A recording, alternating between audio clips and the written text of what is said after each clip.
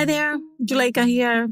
Before we get started, I want to invite you, yes, you, to be a guest on the show. If you're an adult and a child of immigrants, and they could be from anywhere in the world, really, I'd love to talk to you about the conversations that are necessary but challenging, especially right about now. So whatever you're all getting into, I want to know about it. Politics, money, holidays, marriage, kids, everything. So send me an email directly at juleka@lantiguawilliams.com and we'll get you on the show. I can't wait to hear from you.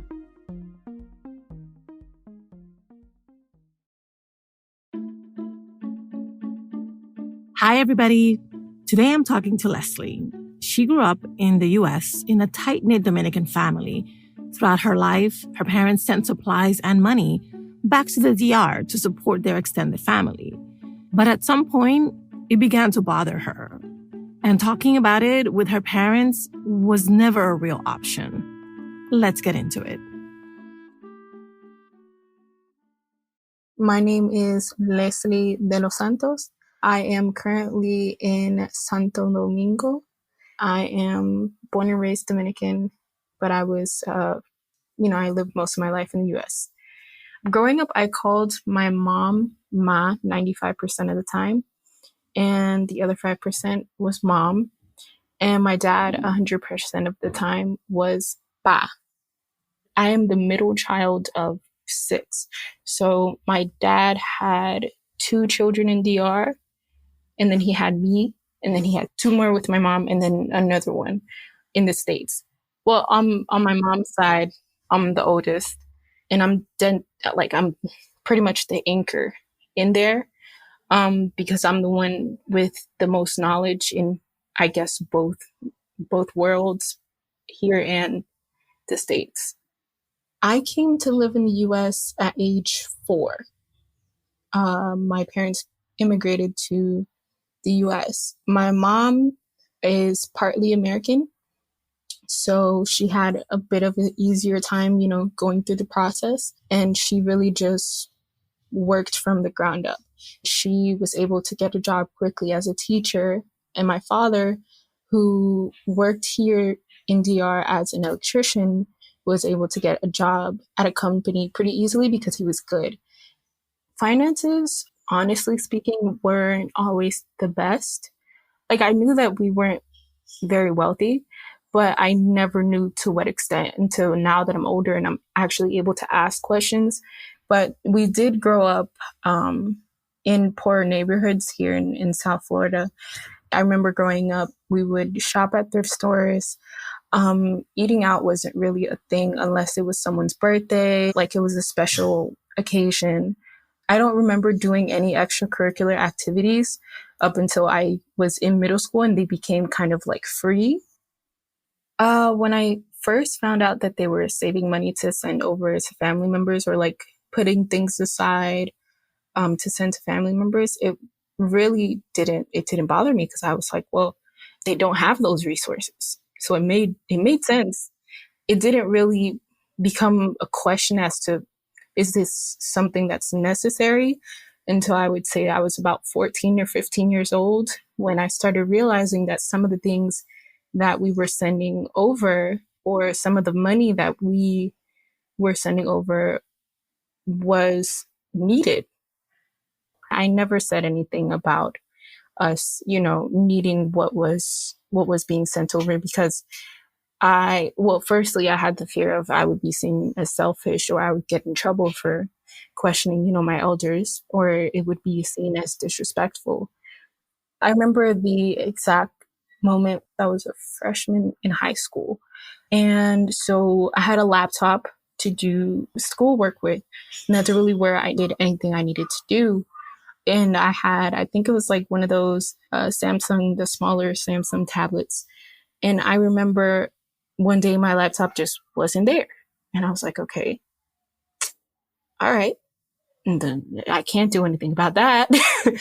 But it was uncomfortable. It was, imagine you're doing, civics work. That's what I remember I was doing. I was doing American civics homework, filling out worksheets on a screen that was a little bit bigger than an iPhone plus screen, this tiny thing.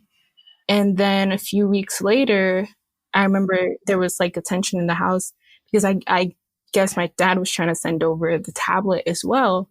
But it was kind of like, how can you take away that resource from your child here that's using it, on the daily basis to do schoolwork?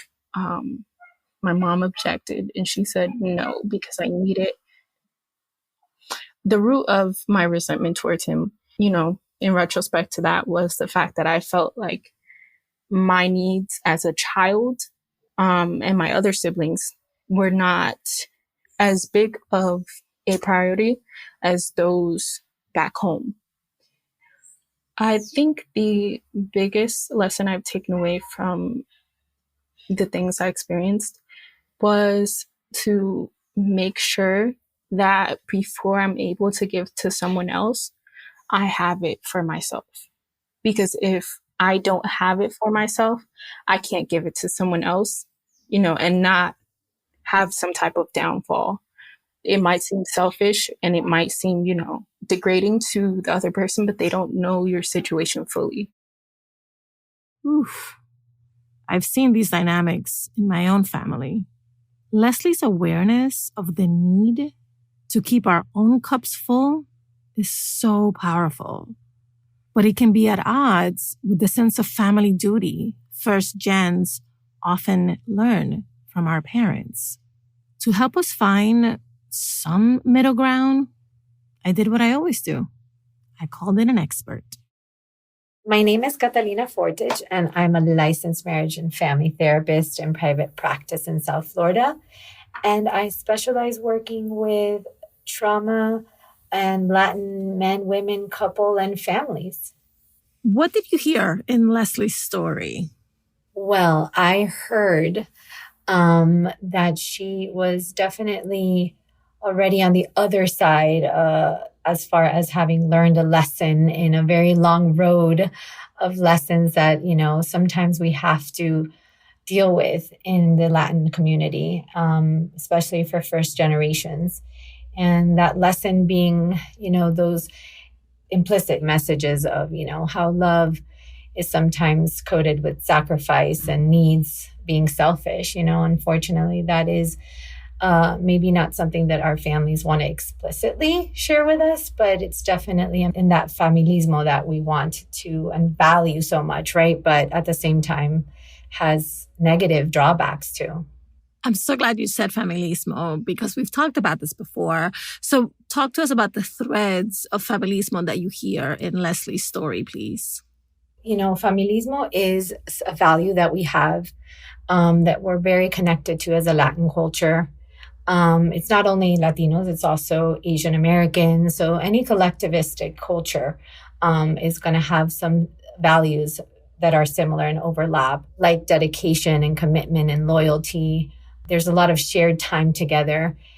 With that shared time and with those values, it's a two-sided coin. So there's positives to that and a lot of protective factors, but there's also drawbacks to that, like sacrifice. And sometimes that comes tied with what Leslie's talking about, which is that financial piece where we feel like we need to sacrifice even financially to support others and put others even before ourselves. Do you see this dynamic often when you work with your clients? Yes, absolutely. Absolutely. It's almost like we think that our family members can hear us, even in therapy, because they will apologize even before they're going to say something that they know is completely confidential. But it's so entrenched that they'll say, this sounds horrible, or this makes me sound selfish, but, and I always have to remind them, it's just you and me here, but for them, it's not like that. For them, this is so entrenched in me that my parents' internalized voice or my family's internalized voice lives within me, So what do you advise your clients to do when they're encountering these situations where they're feeling like unduly put upon or like sacrifices are being made that really impact them negatively, but they also completely understand why it is that adults and parental figures are making those decisions? Something that stood out for me is when Leslie said, at first it made sense, but then it didn't, right? So it made sense until it didn't. And I think that by far, we understand that family is important, and we do reap the benefits of that closeness. And we do want to be giving and caring of our family members. But there comes a point where we even can start feeling, right? And usually it'll show up in an uncomfortable emotion like resentment or, confusion or frustration or anger even. And when that emotion shows up, it's like, okay, there's a tipping point here where something no longer makes sense. When that collective interest outweighs my individualism, then it's no longer beneficial. We move from helping others to being almost like in a state of helplessness, not to say entirely helpless, but, as a child, you are helpless because you don't have choice, as an adult. Now it's recognizing that you do have choice, and that you as a child, even though you didn't, now you can make choices of living life differently, even though your parents, based on their lived experiences, what their values were, what they had to experience, they made their choices, but now you get to make choices for yourself. So Leslie definitely represents one aspect of that story. Her story to me is so familiar. One of my older cousins, she moved to the States in her late 20s. She worked incredibly hard, and then she opened up her own business. She was very successful, but 30 years later, she still doesn't own her own house because she has spent so much of her income and the profits from her company supporting folks back home. And it is so painful sometimes to just watch her work so tirelessly to do that. And so let's talk about how other people who might be repeating patterns that they may have seen their parents, take on vis-a-vis supporting families in their home countries, how can they recognize the hurtful patterns and, start to do something about them? So, first, I guess it's just, do they want to change? Because in order to want that change, you're going to have to make some decisions that are going to be uncomfortable for a lot of people, including yourself. I think it's also a matter of mindset of recognizing that it's not selfish to self-protect. That's what I usually say. And so many times we think being selfish, and absolutely humans have the capacity to be selfish, but in many instances, more often than not, they're not being selfish and they're self-protecting. And, especially let's say your cousin has a family of her own. If she chooses to, start putting more of that money into her children, into her home, she's self-preserving for her future, for her children's future. And that's not selfish. Ooh, that word is so triggering because we learn to censor ourselves for fear of being branded selfish. Part of the immigrant mythology is the enormous sacrifice that parents make. And one of the things that another guest said early on when we started the show, she really actually stopped me in my tracks with that one because she said, yes, our parents came to this country, made great sacrifices for us, but this is something that they also wanted for themselves. They came for their own reasons too.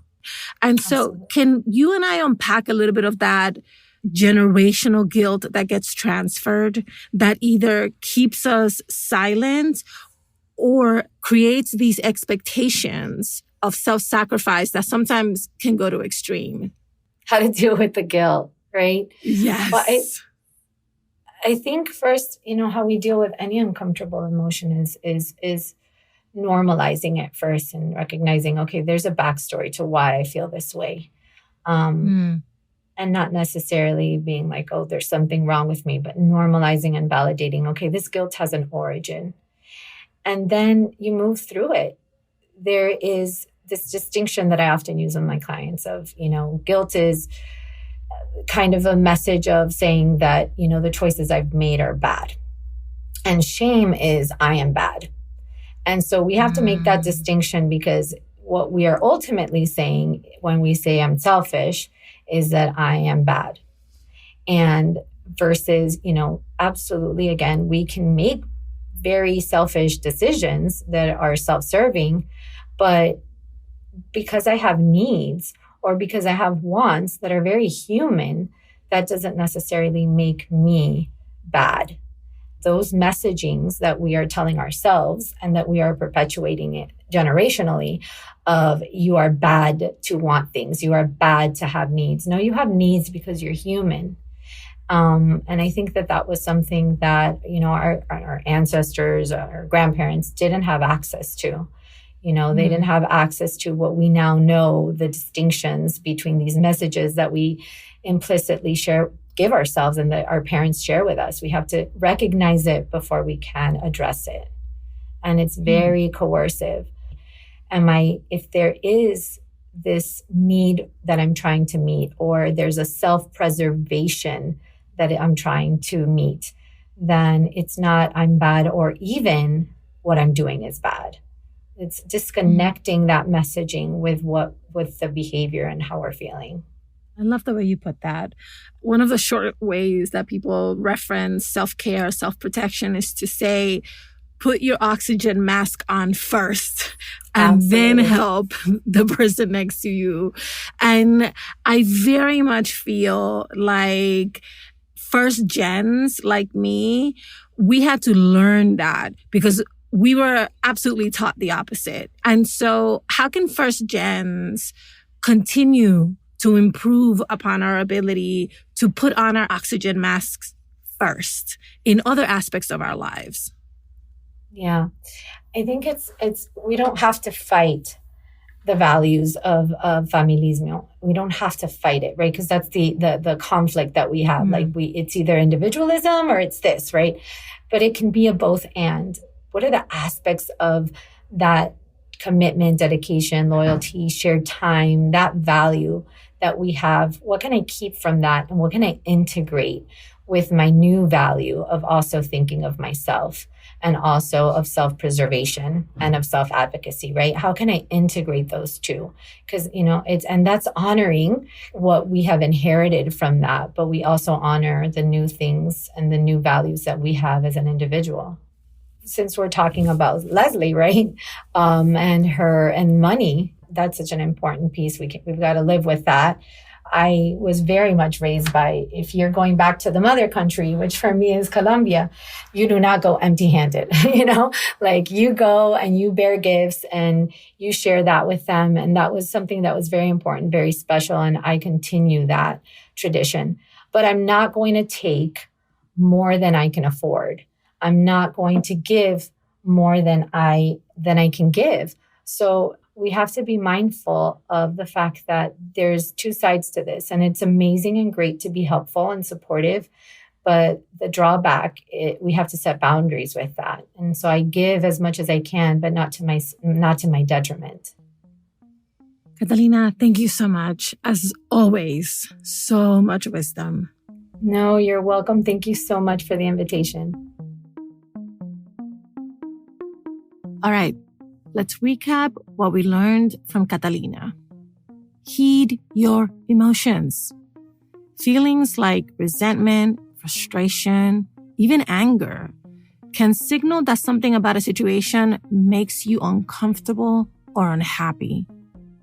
This is useful information, so pay attention to it.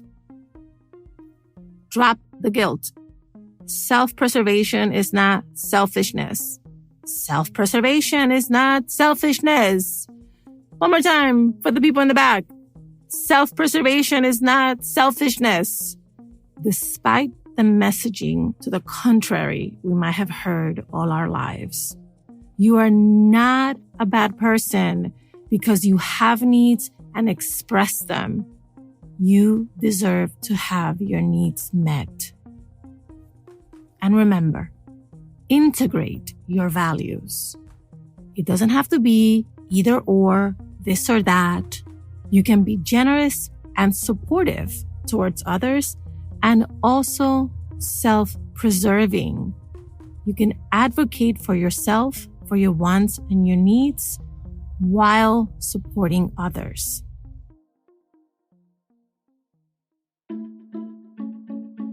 Thank you for listening, and thank you for sharing us. Thank you for writing to us and tweeting at us. We love hearing from you. How to Talk to Mamí and Papí About Anything is an original production of Lantigua Williams & Co. Virginia Lora is the show's producer. Kojin Tashiro is our mixer. Manuela Bedoya is our social media editor. I'm the creator, Juleika Lantigua Williams. On Twitter and Instagram, we're at Talk to Mamí Papí. Please subscribe and rate us on Apple Podcasts, Amazon Music, Spotify, or anywhere you listen to your favorite podcasts. Bye, everybody. Same place next week.